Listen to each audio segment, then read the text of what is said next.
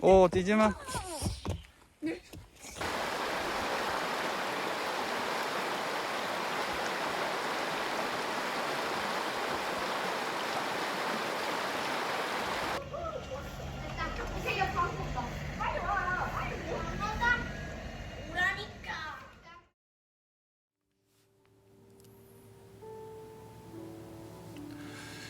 오늘 새벽이 말라기서입니다.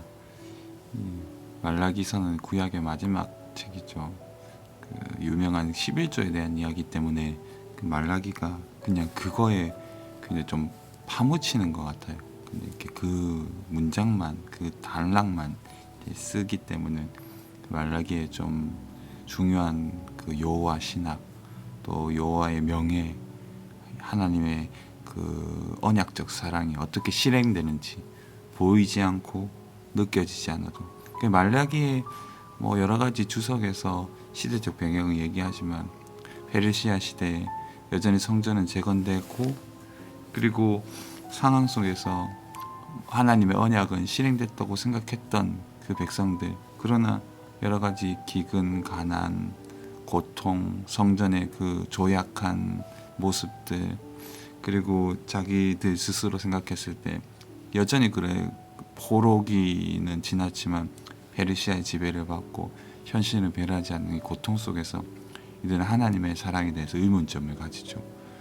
그리고 성전의 그 임재의 현현도 없고 보이지 않는 하나님을 이제 믿음으로 바라봐야 되고, 그리고 그런 현현에 대한 경험도 없는 시대 자녀들 세대이기 때문에 굉장히 고통스러운 게 맞죠. 그래서 물어보죠. 하나님, 당신이 우리를 사랑하십니까? 1장에서 그렇게 물어보고, 하나님은 사랑한다. 언약으로 여전히 사랑한다.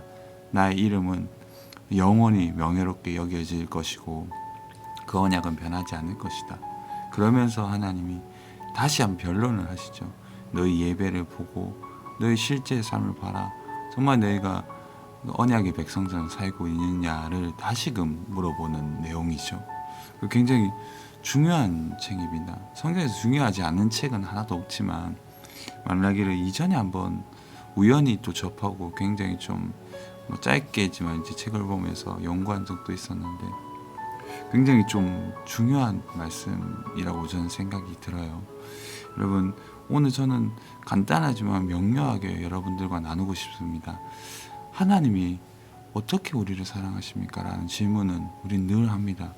보이지 않고 상황은 변함이 없고 여전히 현실은 포로기처럼, 또 하나님의 현현이 여기 없는 것처럼, 루터의 고백대로 여전히 하나님의 백성들은 하나님이 살아계시다는 것을 알고 있지만 하나님의 살아계심에 대한 어떻게 보면 경험과 인정과 받아들임은 없다라고 얘기하는 거죠. 왜냐하면 굉장히 어렵잖아요.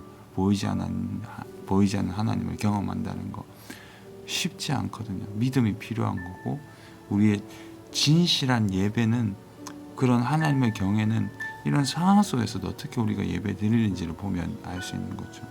이들이 꾸짖음을 당하는 이유는 성전이 가치 없게 보여지고, 그렇게 어떤 비루한, 어떻게 보면 좀 이렇게 재료와 어떤 디자인 속에서 그들은 거칠게 예배를 행했죠. 세상 말로 얘기를 하는 거죠. 너희가 왕이나 여러 사람들에게 그런 재물을 드려봐라. 1장에 보면 좋아하겠느냐? 난 너의 재물을 기뻐하지 않는다. 너의 재물을 예배 성전으로 닫았으면 좋겠다 라고 아주 노골적으로 얘기하시죠. 전 여기에서 우리가 하나의 적용점을 가질 수 있다고 생각합니다. 과연 우리는 우리의 드리는 모든 재물, 헌신, 기도, 찬양, 모든 게 하나님이 받으실 만한 가치 있는 것인가 라는 것을 정말 진심으로 한번 물어볼 필요가 있겠다 생각이 진심으로 많이 듭니다. 왜냐하면 하나님은 절대 자신의 이름을, 자신의 영광을, 자신의 왕됨을 다른 사람에게, 다른 나라에게, 다른 것에게 빼앗기지 않으시는 분이시거든요. 그래서 어려운 순간일수록 여러분, 하나님을 더 깊이 예배할 필요가 있습니다. 저에게도 해당되는 거죠. 보이지 않는 순간에 하나님의 능력과 하나님의 아름다움과 하나님의 어떻게 보면 따뜻한 사랑이 때로는 느껴지지 않을 때 오히려 우리는 예배해야 되죠. 예배 드리고 싶을 상황이 아닐 때 예배 드려야 됩니다. 예배 드릴 수 없는 상황 때 예배할 수 있어야 돼요. 우리의 감정의 예배가 아니고 우리의 어떻게 보면 현신적 마음 깊은 곳에 있는 예배를 받으시니까요. 여러분들 이 새벽에 제가 느낀 마음이고 말씀이었고 늘 예배에 성공하시기를 진심으로 예수님의 이름으로 축복합니다.